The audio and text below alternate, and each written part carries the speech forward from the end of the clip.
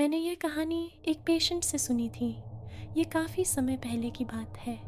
मैं आपको वही कहानी बता रहा हूँ जो उसने बताई थी। अभी वो एक साइक फैसिलिटी में है। सब कुछ महीनों पहले शुरू हुआ था।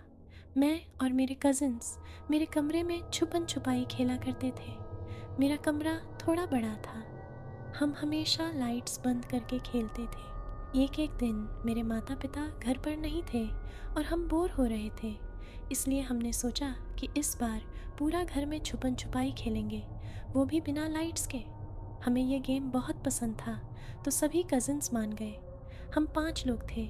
मेरा घर छोटा था, उसमें सिर्फ 2 बेडरूम्स और एक बाथरूम था। एक लिविंग रूम भी था जो किचन से जुड़ा था। मैं अकेले किचन में छुप गया। मेरे एक कज़न ढूंढ रहा था। मुझे पूरा यकीन था कि मैं किचन में अकेला था, क्योंकि मुझे बाकी कज़न्स की आवाज़ लिविंग रूम से आ रही थी। मैं एक कबर्ड के अंदर छुपा हुआ था।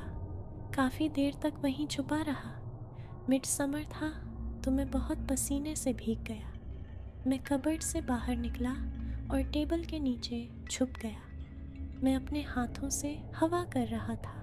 तभी मैंने देखा कि टेबल के नीचे कोई और भी छुपा हुआ है। मुझे डर नहीं लगा।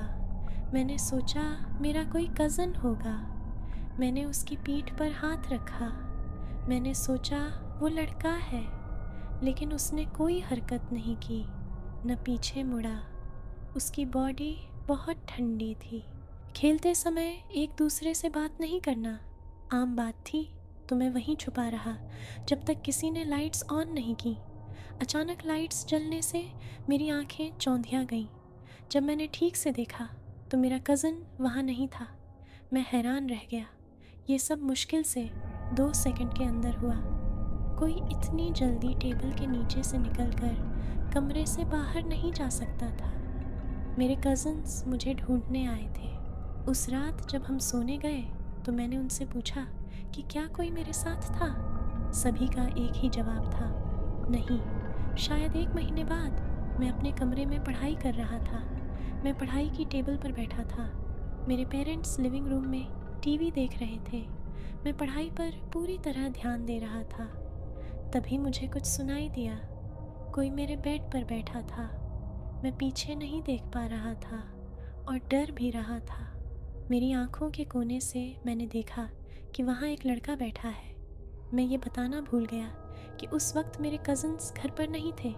वो चीज़ धीरे धीरे टेबल के पास आने लगी। मैं डर के मारे जम गया। मैं कुछ बोल भी नहीं पाया। वो चीज़ इतनी करीब आ गई कि मैं उसकी सांसें सुन सकता था। मैंने अपनी पूरी ताकत से ज़ोर से चीख मारी।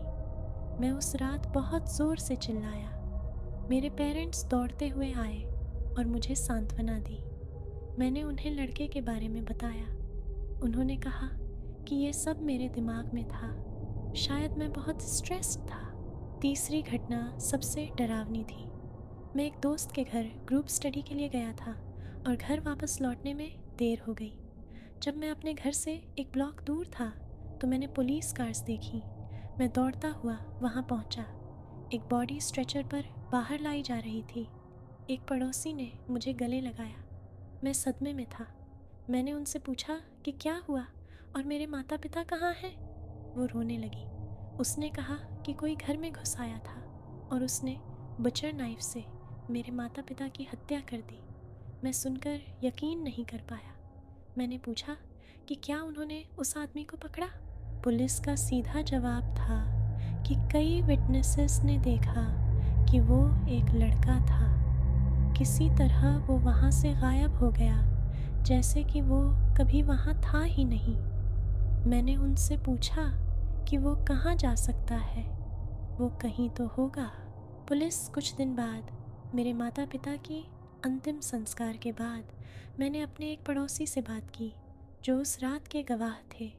मैंने उनसे उस लड़के के बारे में पूछा जिसे उन्होंने हमारे घर में देखा था। उनका जवाब वही था जिसकी मुझे उम्मीद थी। उनके मुताबिक वो अपने गार्डन में काम कर रही थी और उन्होंने मेरे कमरे की साफ झलक देखी। उन्होंने देखा कि एक लड़का मेरे कमरे में खड़ा था, मेरे रीडिंग टेबल के पास खड़ा था। फिर वो लिविंग रूम की तरफ चला गया। उसने किसी तरह एक नाइफ ढूंढा। उसके बाद सब कुछ एक फ्रेंजी में हुआ। उनकी शक्ल ऐसी हो गई जैसे उन्होंने कोई भूत देखा हो। वो चीखने लगी कि मैंने अपने माता पिता की हत्या की थी। मैं उस रात घर के अंदर था। उन्होंने पुलिस को बुला लिया। मुझे जेल में बंद हुए काफ़ी समय हो गया है। कोई भी मुझसे मिलने नहीं आता। वे क्यों आएंगे? मैं हत्यारा हूँ, लेकिन मुझे पता है कि मैं हत्यारा नहीं हूँ। आज भी मैं उसे टेबल के पास कोने में खड़ा देखता हूँ। वो वहाँ खड़ा है और मेरी तरफ देख रहा है। मैं अपने माता पिता के हत्यारे को अपनी बॉडी में, अपने रिफ्लेक्शन में देखता हूँ।